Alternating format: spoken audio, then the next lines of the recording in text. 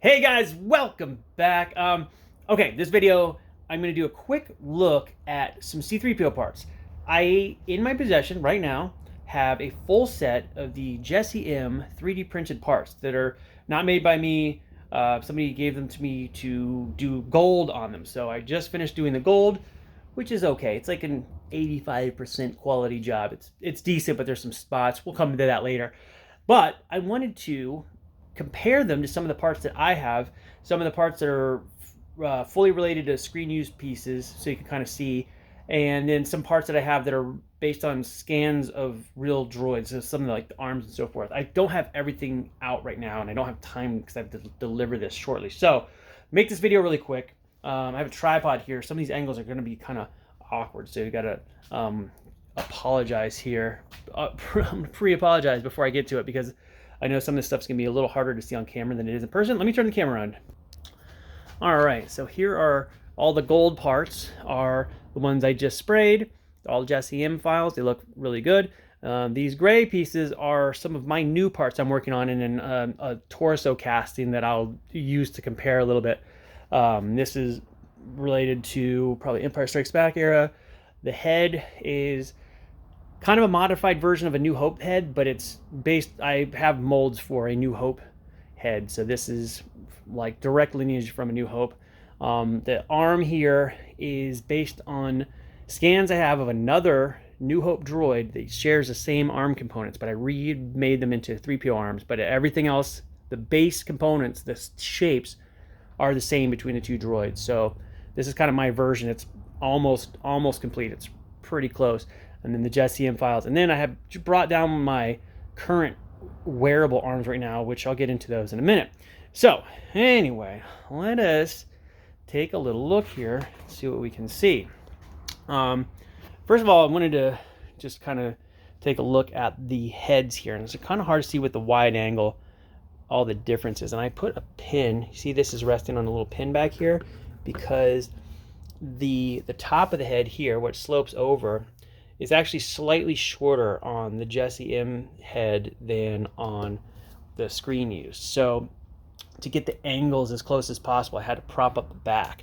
So at first, comparison-wise, we'll start with the back of the head. I'm going to line these up right here with that notch on the side.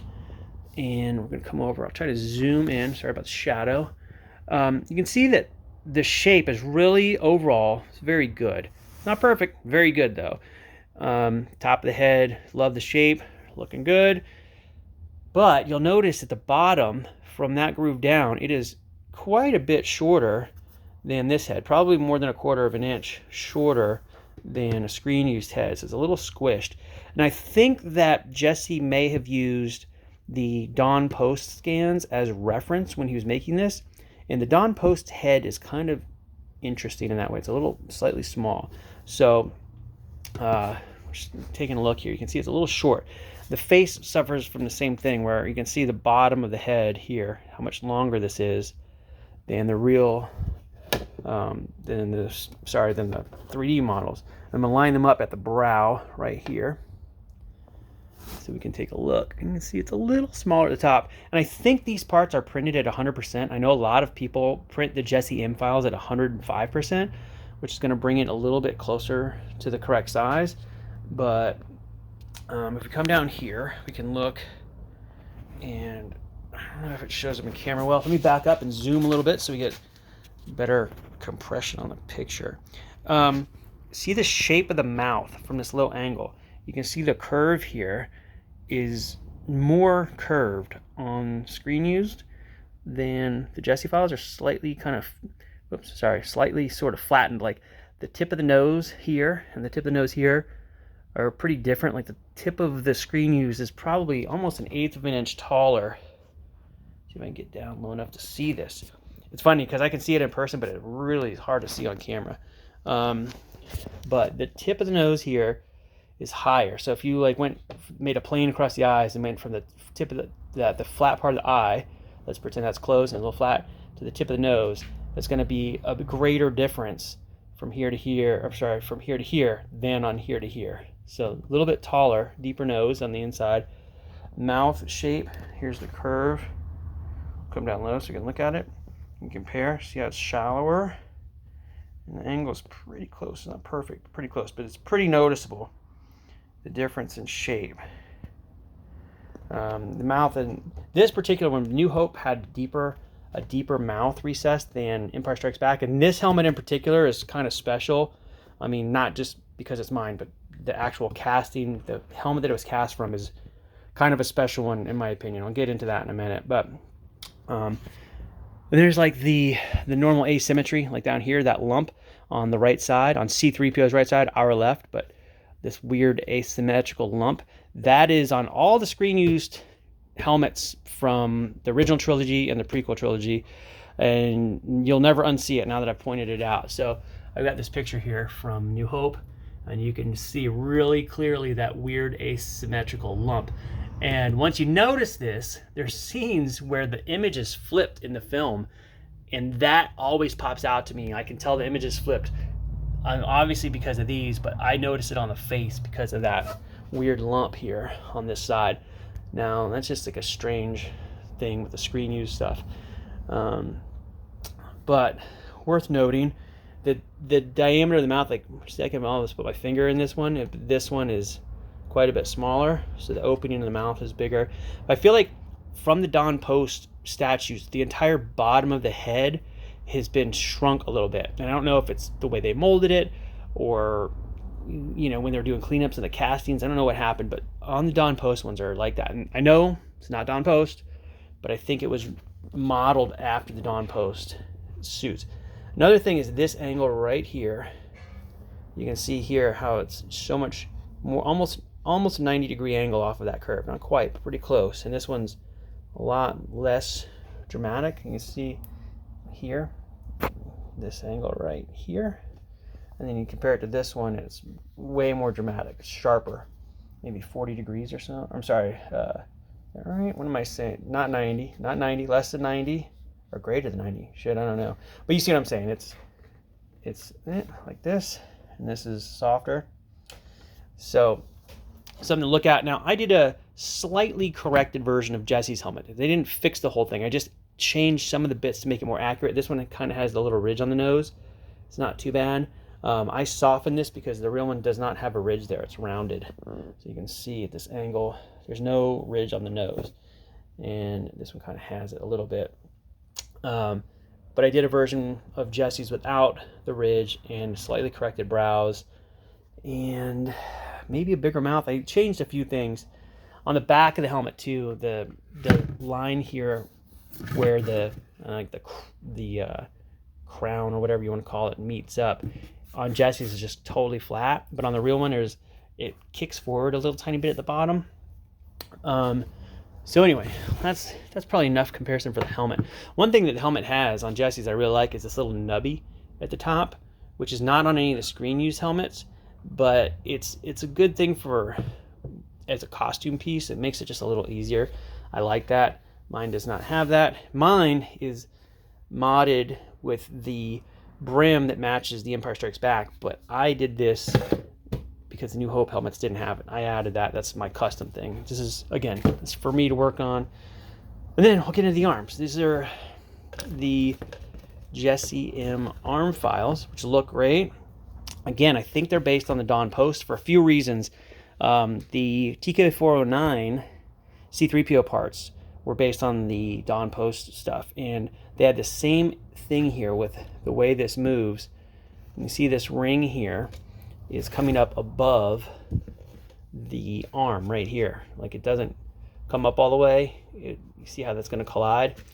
But on the screen used, again, this is my version. This isn't from a 3PO scan. This is from a scan from a different droid, but same layout, scale, everything is the same. You can see how this line here goes inside the inner elbow gap. Now, if you look on the screen used, you can see right there the same thing. So that line ends up inside. Now, aesthetically, whatever, that's totally fine. But the thing is, when you wear this, because this is going inside, it keeps the arm from getting pinched in the little groove here. So when they line up like this, and they kind of like coincide like this, your skin will poke out right here, which happens on my current arms. They don't pinch because the pistons stop them from pinching, but a little bit of meat will come out of the arms. But on these new ones that I'm working on, that does not happen. Also, it's kind of hard to do this stuff with one hand. Let's compare the scale a little bit here. They are, if you take them right to the elbow joint, right at the pivot, okay, you can see that the forearm cut is pretty similar in shape. Not quite perfect, but it's pretty close. As we get down here, look how much longer this one is. And this is accurate. This is how long the screen use arms are. So you can see it's, I mean, a full cuff. It's almost like the cuff was missing on the Dawn Post ones and they just made something to fill it. But the cuff actually sticks down like almost the full length of this past the end of the arm. So it's that much longer. And then the top of the arm, actual like arm length from elbow to top up on this side is about the same, but the inner arm is, get this lined up again, sorry guys, is quite a bit longer on what would be the screen use. This part that goes up into the armpit is longer. And then you can see there's the, the little ring that goes around the suit here. It's quite a bit higher on this one. So something to look at. Now, a thing with the screen use 3PO arms is that they're all handmade and there's differences in the arms that are subtle. I don't think it's a movie to movie thing. It's literally like some arms from the same film are slightly different. So something to note. I'll put this one to the side here for a minute.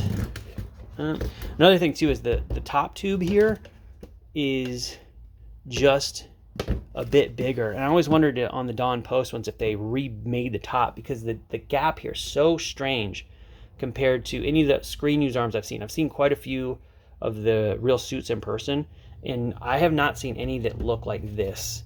But the Dawn Post ones are just weird like this. But this is closer, if that makes sense. See how close the line is to the pivot of the elbow? So, something to note. But these are the ones I'm working on. And then my current arms that I'm wearing on my suit look like this. And this is very, very beat up. This is like almost 5 years of use. Hasn't been repainted yet. And they're just super beat up. This is the current one I wear. If you stand them up, let's see. Hopefully that won't fall down. You can see the height is almost exactly the same between these arms. But this one still has a little bit longer forearm than this one. So the pivot point, you can see where it is a little higher here than on this one. However, the actual height of the arm from wrist to top is longer. It's just the elbow's higher on mine. Again, I've been wearing these for a long time. These work great. But this suffers some of the issues that the sequel trilogy arms have. And just recently I got to do some work with one of the sequel suits, like a screen used sequel suit, and I noticed that they had the same issues with the arms on the sequel 3PO suits that I do with my current arms that I'm wearing. Again, this is my next version that I'll be wearing soon. Current arms I'm wearing, and that is that this shape in the front here is slightly weird.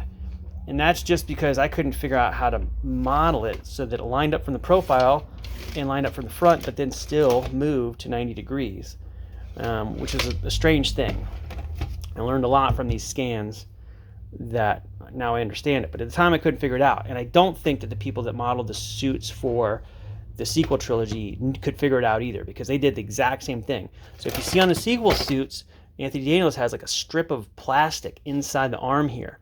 Now, at first I thought it was decorative, but after wearing my suit, I realized that that is to keep his arm from getting pinched, because although mine has the ring that still coincides with this better than this one does, I will have like a chunk of meat that comes out right here, and the piston stops it right before it actually pinches, but it sticks out and it looks like it would hurt, but it doesn't. But I know that that's what's happening on the sequel suit. So anyway, existing arm, this is about to be phased out. I'll probably put these files online. These are very comfortable. They work great, but I just figured I'd share that. So these look like they were derived from Dawn Post arms. And then again, scanned from a different protocol droid, New Hope era protocol droid. Same core pieces. I redid the piping detail to match 3PO. So shape, size, everything, these are going to be really, really accurate. But they're still kind of my design. So I'll set this aside. Let me look at torso.